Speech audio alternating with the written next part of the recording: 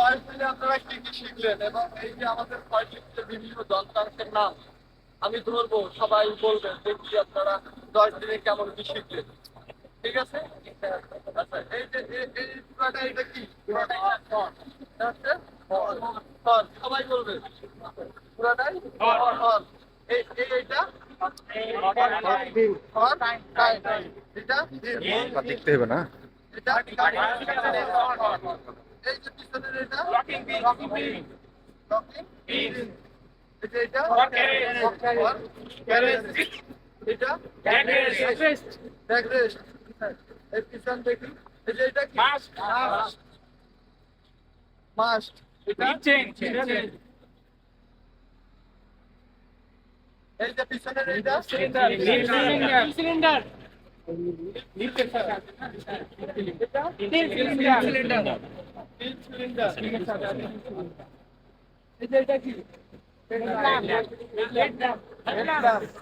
না মনে হচ্ছে ভুলে গেছেন, ভয় লাগতে পারছি না।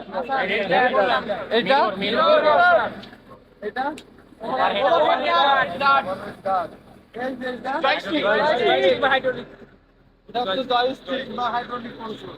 হাইড্রোলিক কন্ট্রোলস তো নিচে আছে। এটা জয়স্টিক, এটা স্টিয়ারিং হুইল, এটা ড্যাশবোর্ড আর ইনস্ট্রুমেন্ট প্যানেল। আচ্ছা, এই যে এটা মাস্টার সুইচ বা পাওয়ার সুইচ। এটা কাউন্টার ওয়েট। আচ্ছা, এই দিকে এটা অপারেটর সিট।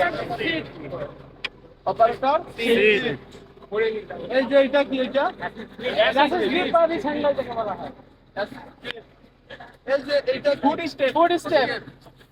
আচ্ছা, প্রধানমন্ত্রী তার মানে মনে আছে।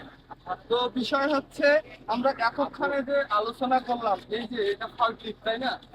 আসলে এই ফরক্লিফটের নাম কি? Counter balance forklift. তাহলে আমরা ফরক্লিফটের বিভিন্ন প্রকারভেদ নিয়ে তো আলোচনা করছিলাম, তাই না? তার মধ্যে আমরা যেটা নিয়ে প্র্যাকটিস করতেছি বা যেটা শিখতেছি এটা হচ্ছে ফরক্লিফট। এবং এই যে ফরক্লিফট, এই যে ফরক্লিফট এর নামকরণটা কেন হলো জানেন? ফর্ক, এই নামকরণটা কেন হলো জানেন না?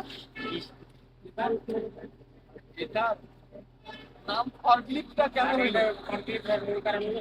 ফর্কের সাথে লিফটের মধ্যে ওঠানামা করার কারণে তার নাম ফর্কলিফট হয়েছে মোটামুটি, তবে ক্লিয়ারলি হয়নি।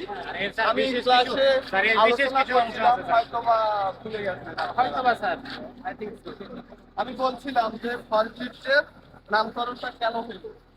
এটা তো একটা ইকুইপমেন্ট, এর নাম ফর্ক প্লাস লিফট, ফরক্লিফট কেন হলো? লিফট এবং ফর্কের সমন্বয়ে এটা মালামাল ওঠানামার কাজ সম্পন্ন করে। এর প্রধান অংশ হচ্ছে এই যে ফর্ক, তাই না?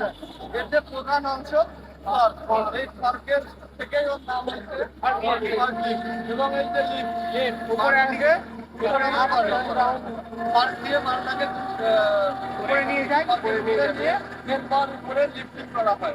এই কারণে নাম হচ্ছে ফরক্লিফট, তাই তো নাকি? আচ্ছা, যাই হোক, খুব ভালো লাগলো এই অল্প কয়েকদিনে আপনারা সবাই ফরক্লিফটের বিভিন্ন যন্ত্রাংশের নাম মনে রাখছেন। তবে